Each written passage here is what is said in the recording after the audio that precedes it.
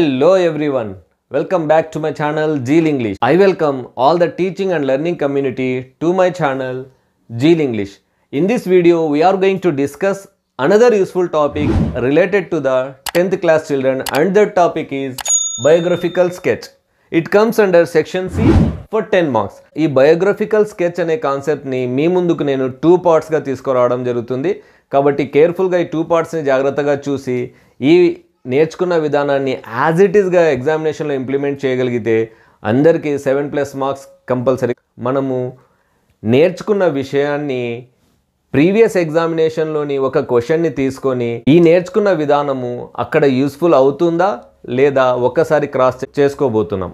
ఒక్క విషయాన్ని కేర్ఫుల్గా గుర్తుపెట్టుకోండి. ఆ విషయం ఏమంటే, మనము కాన్సెప్ట్ని పాయింట్స్ వైజ్ నేర్చుకోబోతున్నాము, కానీ ఎగ్జామినేషన్లో పారాగ్రాఫ్స్గా రాయబోతున్నాం. ఈ బయోగ్రఫికల్ స్కెచ్ అనే కాన్సెప్ట్ని 3 పారాగ్రాఫులుగా మనము ఎగ్జామ్లో రాయబోతున్నాం. ఫస్ట్ పారాగ్రాఫ్లో వచ్చేసి entire family life of the given personality. Second paragraph వచ్చేసి education and professional life of the given personality. Third paragraph వచ్చేసి what impression we have about the personality. Part 1లో మనము ఫ్యామిలీ లైఫ్కి సంబంధించి ఎలా రాయాలో నేర్చుకోబోతున్నాం. బయోగ్రఫికల్ స్కెచ్ రాయడం మొదలు పెట్టడానికన్నా ముందు ఫస్ట్ మనం డిసైడ్ చేయాల్సింది gender of the given personality. ఆ ఇచ్చిన వ్యక్తి మేలా ఫీమేలా మనం డిసైడ్ చేయగలగాలి based on the name given there. మరి జెండర్ తెలుసుకున్న తర్వాత బేస్డ్ ఆన్ ద జెండర్ ఆ ప్రొనౌన్ని యూజ్ చేయాల్సి ఉంటుంది. ఫస్ట్ మనము ఫస్ట్ పారాగ్రాఫ్కి సంబంధించి 12 సెంటెన్సెస్ని బైహార్ట్ చేసేయాలి. ఫస్ట్ సెంటెన్స్ వచ్చేసి this is a biographical sketch of name రాసేయాలి. అక్కడ his or her full name was, అక్కడ మేల్ జెండర్ అయితే హిజ్ ఫుల్ నేమ్ వాజ్ అని రాస్తాం, ఫీమేల్ జెండర్ అయితే హర్ ఫుల్ నేమ్ వాజ్ అని రాస్తాం. కాబట్టి ఈ రెండిట్లో ఒక ప్రొనౌన్ని చూస్ చేస్తాం.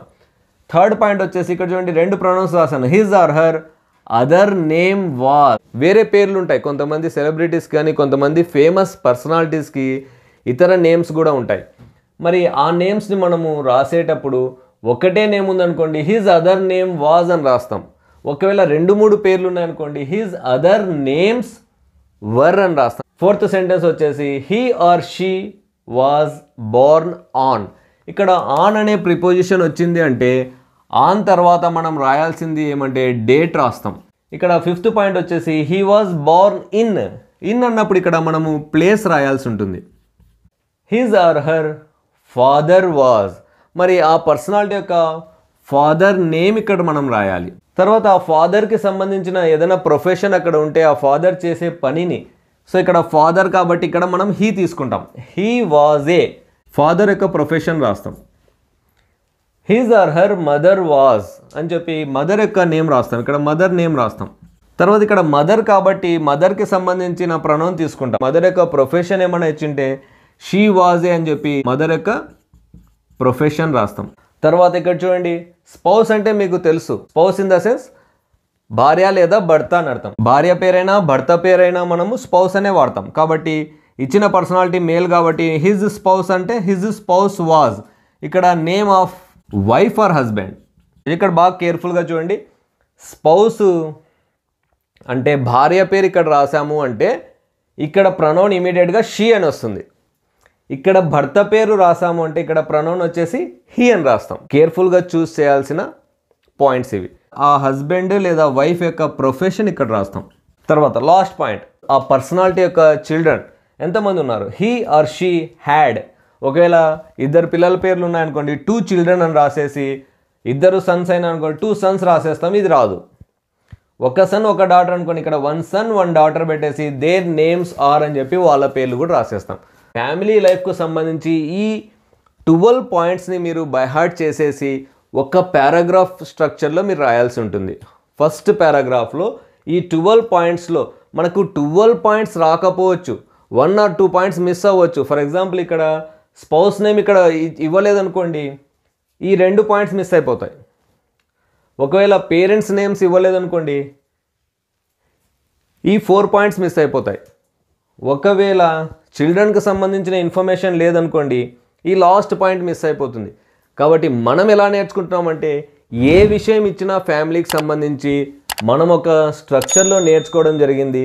ఈ 12 పాయింట్స్కి 12 పాయింట్స్ అయితే రాకపోవచ్చు, మనము మ్యాక్స్ వచ్చేసి 6 or 8 పాయింట్స్ ఇక్కడ నుంచి జనరేట్ చేయగలం ఈ ఇన్ఫర్మేషన్ ద్వారా.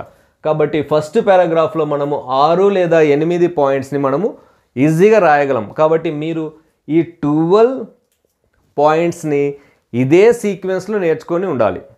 ఇదే సీక్వెన్స్లో నేర్చుకోవడం వల్ల ఏమవుతుందంటే మనము బయోగ్రఫికల్ స్కెచ్ ఎప్పుడు కూడా ఆర్డర్ ఆఫ్ ద ఈవెంట్స్ ఒక సీక్వెన్షియల్ మేనర్లో ఉండాలి. మరి ఆ వరుస క్రమం అనేది క్లియర్గా కనబడితే మార్క్స్ అవార్డ్ చేసే టీచర్ ఎవరైనా కూడా ఆ సీక్వెన్స్ని బట్టి మీకు అడిషనల్ మార్క్స్ ఇవ్వడానికి కూడా స్కోప్ ఉంటుంది. కాబట్టి ఈ సీక్వెన్స్ని మిస్ చేయొద్దండి. ఈ సీక్వెన్స్ని యాజ్ ఇట్ ఈస్గా ఫాలో అవ్వండి. ఇప్పుడు మనము ఏప్రిల్ 2022లో అడిగిన క్వశ్చన్ మన ముందు ఉంది. ఈ క్వశ్చన్ ద్వారా బయోగ్రఫికల్ స్కెచ్కి సంబంధించి ఫస్ట్ పారాగ్రాఫ్ని మనము రాయగలమా లేదా, ఒకవేళ రాయగలిగితే అంటే మనం నేర్చుకున్న 12 సెంటెన్సెస్లోంచి ఎన్ని సెంటెన్సెస్ మనం ఫస్ట్ పారాగ్రాఫ్గా రాయగలమో ఒక్కసారి క్రాస్ చెక్ చేసుకుందాం. చూడండి, ఇక్కడ నేమ్ ఉంది. మనకు నేమ్కు సంబంధించి 3 సెంటెన్సెస్ ఉన్నాయి ఇక్కడ. చూడండి, this is a biographical sketch of his or her full name was, his or her other names was. ఈ 3 సెంటెన్సెస్ వచ్చేసి నేమ్కి సంబంధించే ఉంది. మరి ఇప్పుడు ఫస్ట్ చూద్దాం. ఇక్కడ నేమ్ వచ్చేసి ఇచ్చిన పర్సనాలిటీ యొక్క నేమ్ వచ్చేసి చెంబోలు సీతారామ శాస్త్రి అని ఇచ్చున్నారు. ఎక్కువ రాయాలి అనే సెన్స్తో మనం ఏం చేస్తామంటే ఆ ఫుల్ నేమ్ని షార్ట్ నేమ్గా రాస్తాం.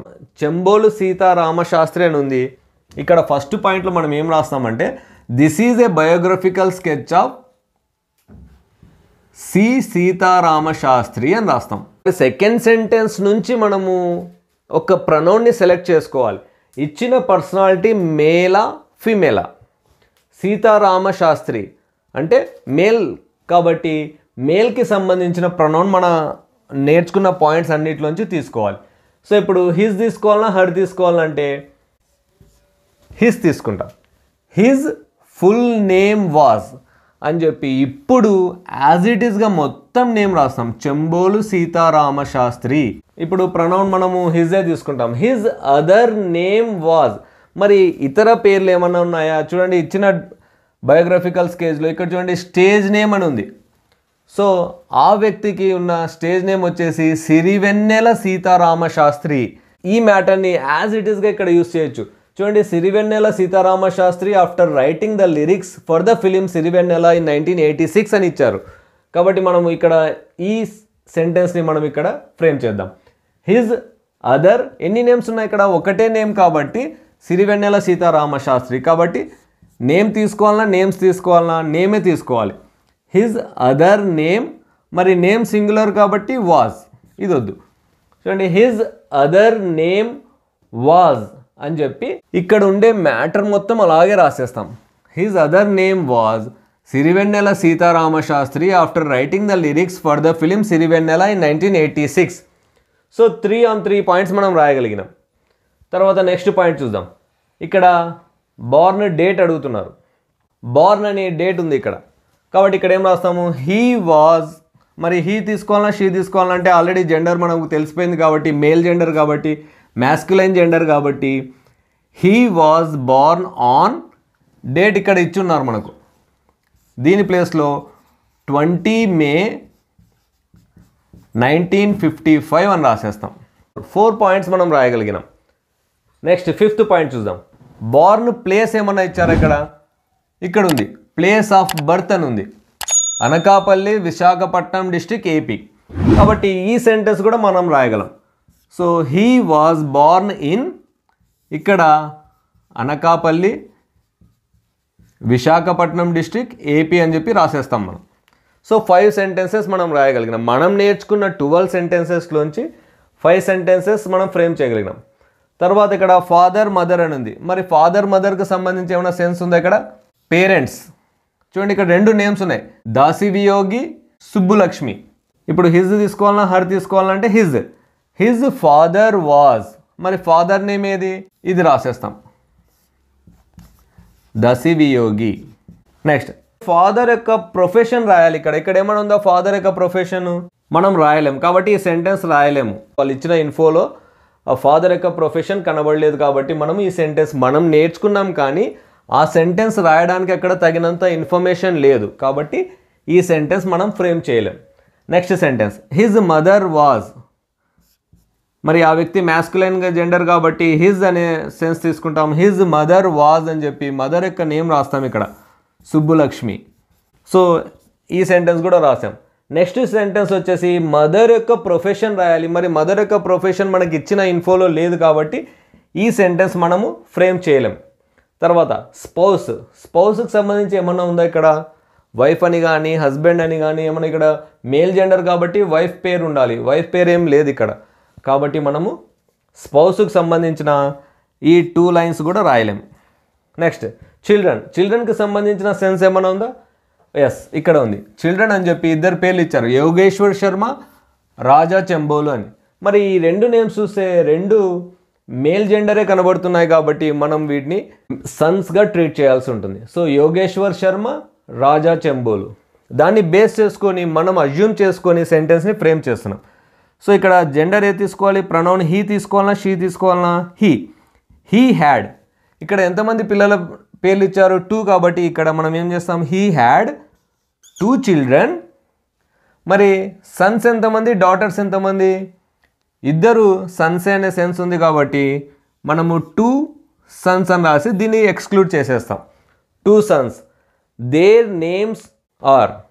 మరి వాళ్ళ పేర్లు వచ్చేసి ఇక్కడ రాసేస్తాం, యోగేశ్వర్ శర్మ, రాజా చెంబోలు. మరి ఇది కూడా మనం రాయగలిగాం.